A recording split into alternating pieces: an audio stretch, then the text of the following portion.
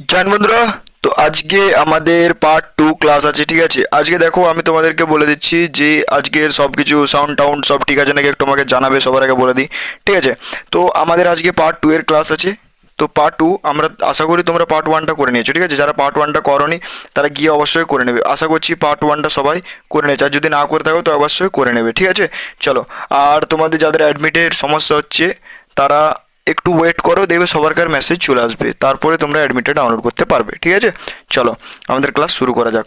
দেখো প্রথম কোশ্চেন্স আমাদের কি বলেছে, দেখো আমাদের কি বলেছে যে স্বাধীন ভারতের প্রথম প্রধানমন্ত্রী কে ছিলেন। তাহলে স্বাধীন ভারতের প্রথম প্রধানমন্ত্রী কে ছিলেন বলো। তাহলে এটার অ্যান্সার কি হচ্ছে বলো, এটার অ্যান্সার হচ্ছে আমাদের বলো জওহরলাল নেহরু। তাহলে এটার অ্যান্সার হচ্ছে আমাদের অপশন বি।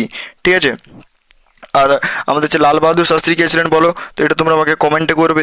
ঠিক আছে, আর ডক্টর রাজেন্দ্র প্রসাদ, এটা আমি কালকের করেছিলাম মনে হয়, কালকে না পরশুতে, এগুলো তোমরা আমাকে কমেন্টে জানাবে। ঠিক আছে, এই দুটো জিনিস আমাকে তোমরা কমেন্টে জানাবে, এই দুটো জিনিস। ঠিক আছে, চলো এরপর দেখো পরবর্তীতে যাওয়া যাক। পরবর্তী কি বলেছে দেখো, সৌরভ গাঙ্গুলির আত্মজীবনীর নাম কি। ঠিক আছে, তাহলে সৌরভ গাঙ্গুলির আত্মজীবনীর নাম কি বলো। তাহলে এটার অ্যান্সার কি হচ্ছে, এটার অ্যান্সার হচ্ছে আমাদের option B, a century is not enough. ঠিক আছে, a century is not enough. তাহলে এটার অ্যান্সার হচ্ছে আমাদের অপশন বি। ঠিক আছে, চলো পরবর্তীতে যাওয়া যাক। পরবর্তী কি বলেছে দেখো, এ সেঞ্চুরি ইজ নট এনাফ। ঠিক আছে, দেখতে হচ্ছে অ্যান্সারগুলো লেখা আছে। আর ভারতের সুপ্রিম কোর্টের প্রধান বিচারপতিকে কে নিয়োগ করেন। তাহলে ভারতের সুপ্রিম কোর্টের প্রধান বিচারপতিকে কে নিয়োগ করেন বলো, রাষ্ট্রপতি। তাহলে এটার অ্যান্সার কি হচ্ছে, এটার অ্যান্সার হচ্ছে আমাদের অপশন বি। আর ভারতের বর্তমান রাষ্ট্রপতিকে দ্রৌপদী মুর্মু। ঠিক আছে, আর ভারতের বর্তমান প্রধানমন্ত্রী কে বলো, প্রধানমন্ত্রী কে বলো আমাদের, বলো পিএম মোদি। ঠিক আছে, কে বলো, পিএম মোদি। ঠিক আছে, চলো এরপরে দেখো রাষ্ট্রপতি নিয়োগ করেন বললাম তো। আর কোন মশা কামড়ালে ডেঙ্গু হয়। তাহলে কোন মশা কামড়ালে বলো ডেঙ্গু হয়, এডিস মশা। ঠিক আছে, তাহলে কোন মশা বলো, তাহলে এটার অ্যান্সার হচ্ছে আমাদের অপশন সি।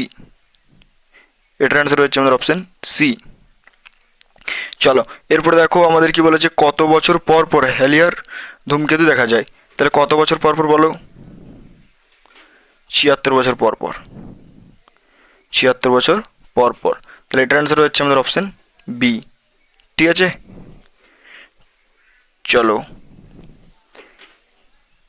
এরপরে দেখো আমাদের কি বলেছে, গীতাঞ্জলি কাব্যগ্রন্থের জন্য রবীন্দ্রনাথ ঠাকুর কত সালে নোবেল পুরস্কার পান। তাহলে গীতাঞ্জলি কাব্যগ্রন্থের জন্য রবীন্দ্রনাথ ঠাকুর কত সালে নোবেল পুরস্কার পান। তাহলে কত সালে বলো, তাহলে এটার অ্যান্সার কী হবে বলো, এটার অ্যান্সার হচ্ছে আমাদের অপশানস বি, 1913 সালে।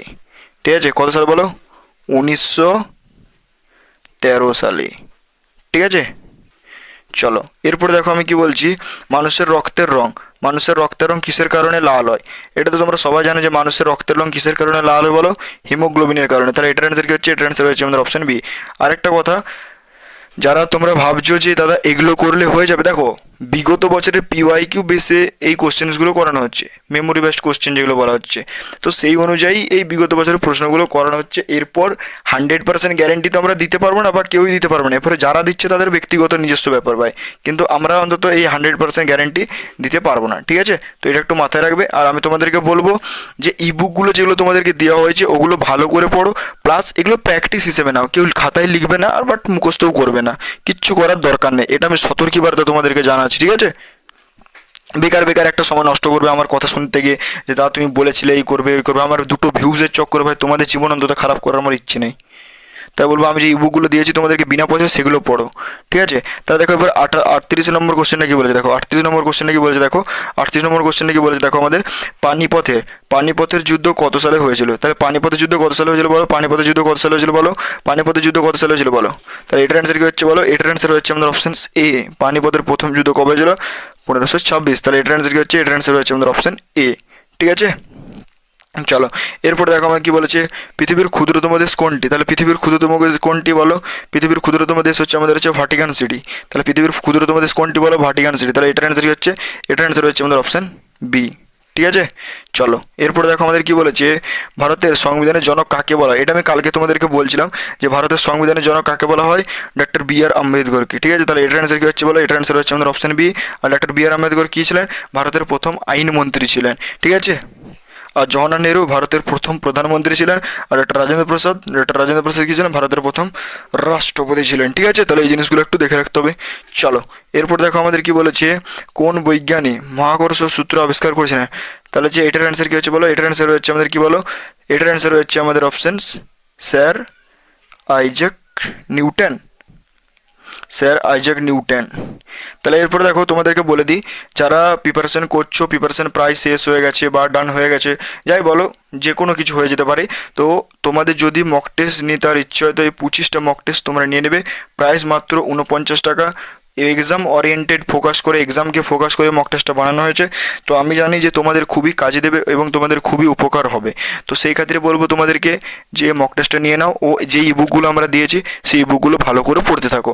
আমি বলছি যে তোমাদের খুব একটা ভালো রেজাল্ট হতে চলেছে, ঠিক আছে? যারা এত কিছু করবে আমার সাথে সাথে তোমরা প্র্যাকটিস সেটও করেছো, মক টেস্টও করছো, স্যারের পেপারও সলভ করাচ্ছ, ইবুক আমি তোমাদেরকে দিয়েছি, ইবুকও তোমরা পড়েছো। তোমাদের কাছ থেকে যারা ফ্রি বলো পেড বলো কোনোখানে তোমাদেরকে অবহেলা করা হয়নি। তো যারা করতে চাইছো সিরিয়াসভাবে তারা এই মক টেস্টটা নিতে পারো, ঠিক আছে?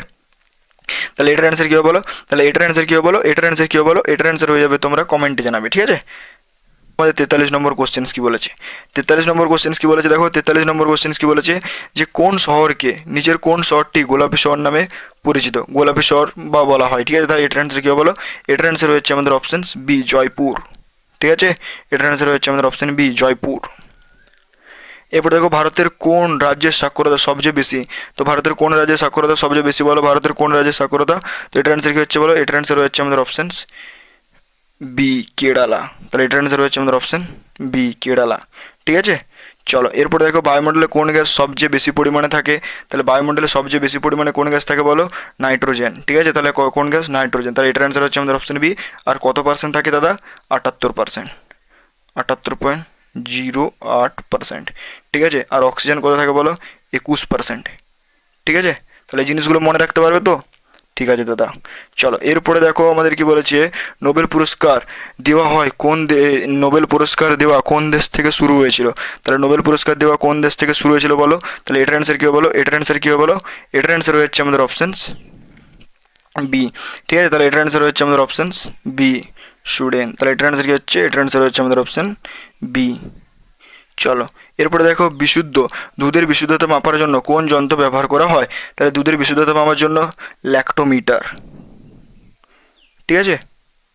চলো এরপরে দেখো হরিজন পত্রিকার সম্পাদক কে ছিলেন, তাহলে মহাত্মা গান্ধী। হরিজন পত্রিকার সম্পাদক কে ছিলেন, মহাত্মা গান্ধী। তাহলে এটার অ্যান্সার কী হচ্ছে, এটার অ্যান্সার হচ্ছে আমাদের অপশন এ, ঠিক আছে?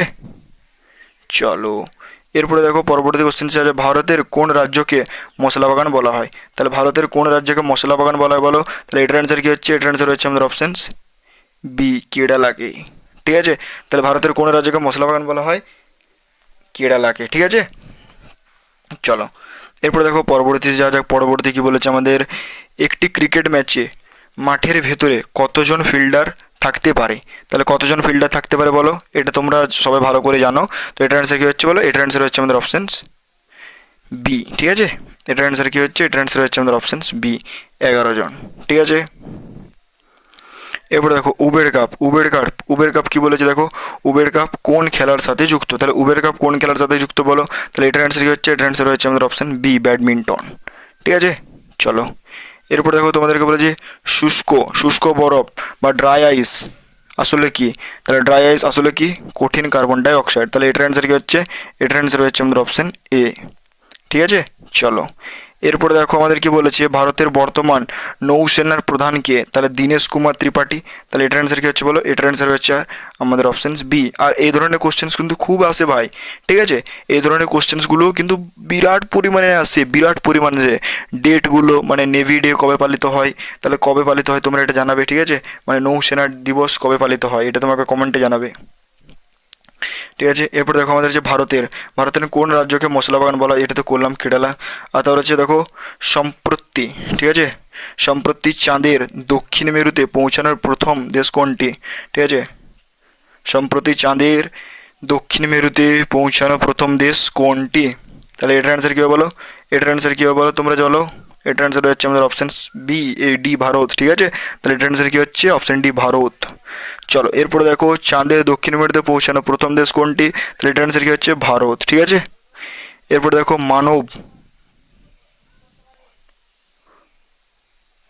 মানব দেহের, ঠিক আছে? মানব দেহের সবচেয়ে বড় গ্রন্থি কোনটি, এটা কী যে ভাষা চলে এসছে ভাই বুঝতে পারছি না আমি। মানব দেহের টাইপ করতে গিয়ে গোলমাল হয়ে গেছে। এটা কী যে ভাষা ভাই আমিও জানি না, বাট মানবদেহের সবচেয়ে বড় গ্রন্থি কোনটি বলো? যকৃৎ, মানে অপশান বি, ঠিক আছে, লিভার যেটাকে বলা হচ্ছে। এরপর দেখো স্বাধীন ভারতের প্রথম প্রতিরক্ষা মন্ত্রী কে ছিলেন? সর্দার বলদেব সিং, ঠিক আছে। তাহলে দেখো এই ছিল 60টা ধামাকা কোশ্চেন্স, 300 কোশ্চেন্সের মধ্যে আজকে 60টা কোশ্চেন্স হয়ে গেল। পরবর্তী দিনে আমাদের নিয়ে আসবো 30টা কোশ্চেন্স, ঠিক আছে। তো এইভাবে 30টা কোশ্চেন্স পার্ট করে করাবো। আর আজকে হলো আমাদের কথা বলো পার্ট 2, ঠিক আছে। আর আজকের ভয়েস কোয়ালিটি কেমন ছিল অবশ্যই একটু জানাবে আমাকে, অবশ্যই জানাবে কেমন হলো কি না হলো, অবশ্যই একটু জানাবে। ক্লাসে কোনো গোলমাল ছিল নাকি সবটা জানাবে। তো আজ জন্য এতটুকুই। জয় হিন্দ, জয় ভারত।